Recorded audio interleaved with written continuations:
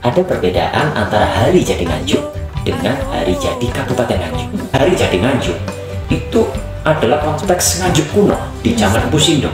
Awal mula munculnya nama Nganjuk atau Anjuk Ladang berdasarkan keterangan prasasti Anjuk Ladang yang bertarik tahun 937 Masehi. Pada saat itu adalah peresmian sebuah bangunan suci yang disebut Sri Jayamerta, yang kemudian ditafsir sebagai Candi Lor.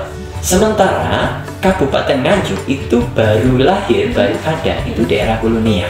Nganjuk yang dulunya itu terpecah-pecah, ada Kabupaten Berbek, Kabupaten Kertosono, Kabupaten Nganjuk itu sendiri, Kabupaten Budean, Kabupaten Pacet, yang dijadikan satu ke dalam satu kabupaten, yaitu Kabupaten Berbek, dan diangkatlah seorang bupati yang pertama yang bernama KRT Sosrokusumo I, sampai di era yang namanya era KRT Sumowiloyo. 1874 itu sudah dimulai perencanaan perpindahan dari Berbek ke Nganjuk supaya wilayah pusat pemerintahan Nganjuk itu tidak jauh dari jalur transportasi utama. Nah, Bupati Sumowiloyo ini kemudian wafat sebelum proses ini selesai.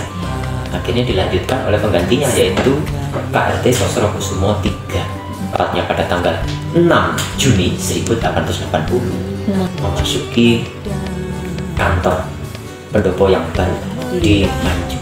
Bangunan lain yang harus ada adalah kantor asisten presiden. Dua kabupaten itu harus dipimpin oleh dua pemimpin. Satu pemimpin pribumi, dalam hal ini ada bupati. Yang kedua adalah asisten presiden, perwakilan dari pemerintah Hindia Belanda. Kantor asisten presiden dan kediaman asisten presiden itu ada di sekitar SMP 1 dan Polsekta Nganjuk. Lalu bangunan yang lain yang harus ada adalah kantor pos. Lokasinya masih sama seperti sekarang. Ada lagi bangunan yaitu penjara. Tetap di situ ya? Tetap di situ. Lalu yang tidak kalah penting harus ada masjid jami, harus ada masjid kabupaten. Selesai semuanya itu pada 5 tahun kemudian. Jadi sudah ada alun-alun, sudah ada pendopo, sudah ada kantor dan kediaman asisten presiden, sudah ada kantor pos, sudah ada stasiun, sudah ada penjara, sudah ada masjid. Lalu ditambah adanya pasar. Pasar Nganjuk pertama kali itu dulunya ada di sebelah selatan alun-alun.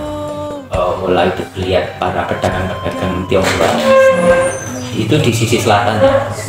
Makanya kemudian jadi pecinan. Jadi pasar itu makin ramai dengan adanya pecinan ini. Sekarang kita kenal dengan Jalan Ayani.